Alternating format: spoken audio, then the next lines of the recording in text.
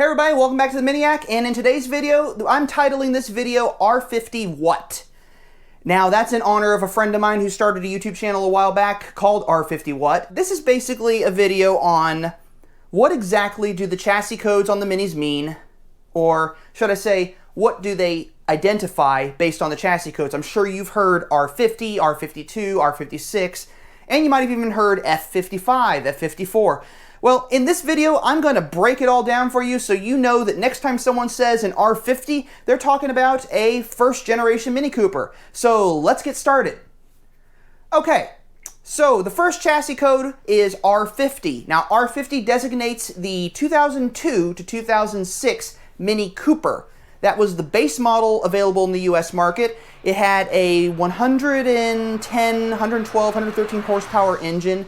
It was a naturally aspirated engine. The engine was referred to as in a code as a W10.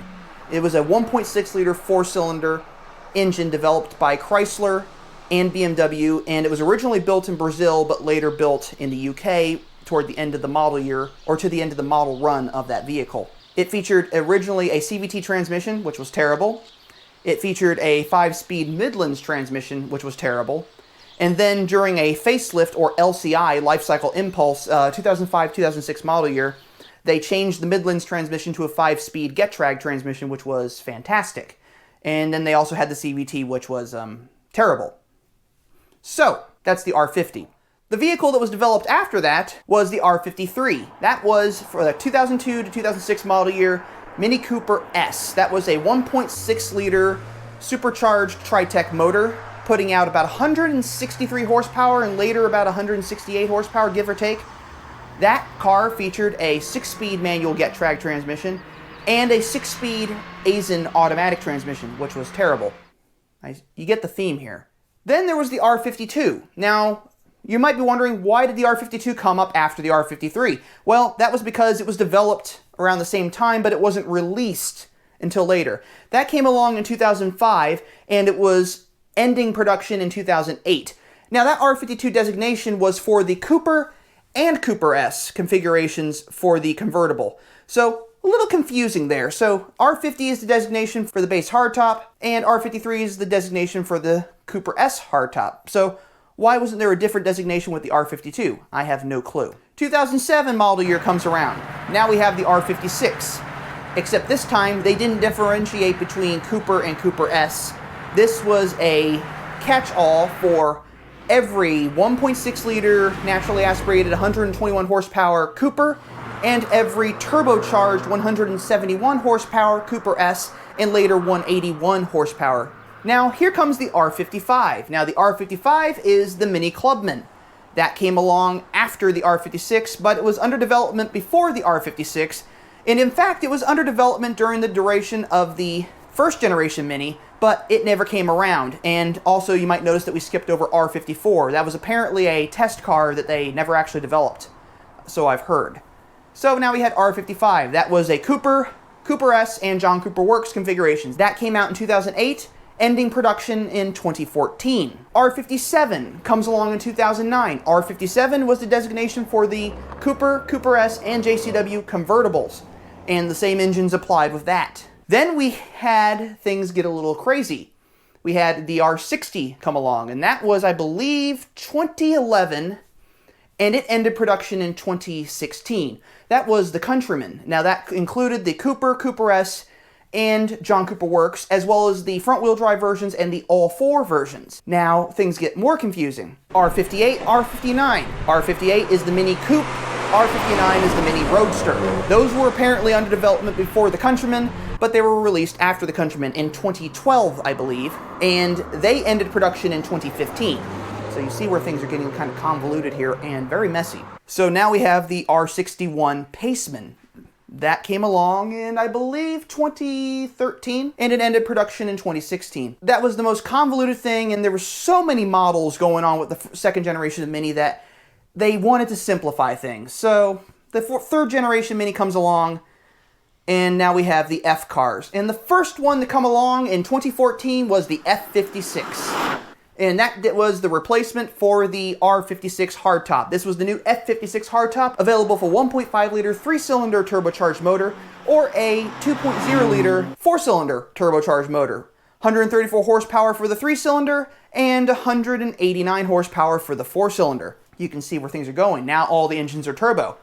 Transmissions were a 6-speed manual, which was great, or a 6-speed automatic, which was oddly great as things would eventually play out. So that car was in 2014. 2015, after the R55 disappears from the market, the F56 is released, and that is a 4-door Cooper or Cooper S hardtop. And that was the new 4-door that Mini had come out with that was technically the spiritual successor for the R55, which is kind of interesting. I know people don't always like that, but that was the way it was. Same engines applied with that one. You might notice that there is no John Cooper Works 4-door hardtop. The reason for that is they want to keep things exclusive with the F56 JCW, so they decided not to make a 4-door hardtop, unless you get the Clubman or the Countryman. Now here's where things get interesting. 2016, the F54 Clubman comes along. That is the one that replaces nothing. Brand new platform. There is no success. It wasn't a successor to anything. There was no predecessor for that vehicle. Yes, it's called the Clubman, but it's a gentleman's cruiser, as the Germans and the Brits want to call it. I look at it as a sporty vehicle, and I'm surprised they're not using it in racing, because with the all-wheel drive system, it's phenomenal. So we have that. Then in 2017, we got the Countryman, the F60. The F cars are all built on BMW platforms. The R chassis ones were all built on Rover-developed platforms, even though they all had BMW parts on them, and they were still built by Mini, but built by BMW. The current generation is built by Mini. It is actually built at the Oxford plant. The engines are built in the Oxford plant. Well, actually, they're built in the Hams Hall plant. They do use German parts, and BMW does build BMWs in the UK. So it would make sense that they would have an engine plant there to build those engines for the BMWs over there, as well as the Minis. So with all that confusion there, I hope this is answering some of your questions that you've had about chassis codes and why people are referring to their cars an F60 or an F54 or an R56 or an R55 or an R53. You get the picture. It's a convoluted system. It's kind of screwy. It's kind of like when people refer to the first gen BMW 3 Series as the E30, and then you talk about the M3 from the 2008 model years, the E92, or the E46 or the E36, or the new BMW 3 Series from the previous gen, the F30 and the G30. You get the picture. Chassis code is kind of screwy when you think about it. It's kind of a weird thing to argue about, or which platform's better, but it's just kind of a silly thing. That being said, I own an R55 and I own an R56. Which one do I like the most? Well, I like them all, so it really doesn't matter. It kind of helps when you're trying to tell someone, oh, I have a, if you're in the UK, for example, I have a 2006 Mini Cooper S. Well, do you have an R53 or an R56? That's where things get confusing. I have a 2007 Mini Cooper. Well, which one do you have? It's the convertible. Okay, you have an R52. Kind of gets around when you start to figure out these things, and as you get more and more involved in the Mini community, you'll start noticing these things when people bring them up, and it'll start to make a little bit more sense to you. Or, if you're not one of those people who picks up information very quickly, it'll drive you up the wall. That's a little overview, and I hope you enjoyed all the little pictures that I threw up here so you guys could see what I'm talking about when I say R50 or R52 or R53, but you get the idea. So I hope you enjoyed this little video, and don't forget to comment, and don't forget to click the like button. If you haven't already done so, subscribe to the channel, as I upload videos every Monday and Friday at 2 p.m. and the subscribe button, I think, is right there. So until next time, I just want to remind you all that life is too short to drive a boring car. So as always, drive a Mini. I'll catch you all later.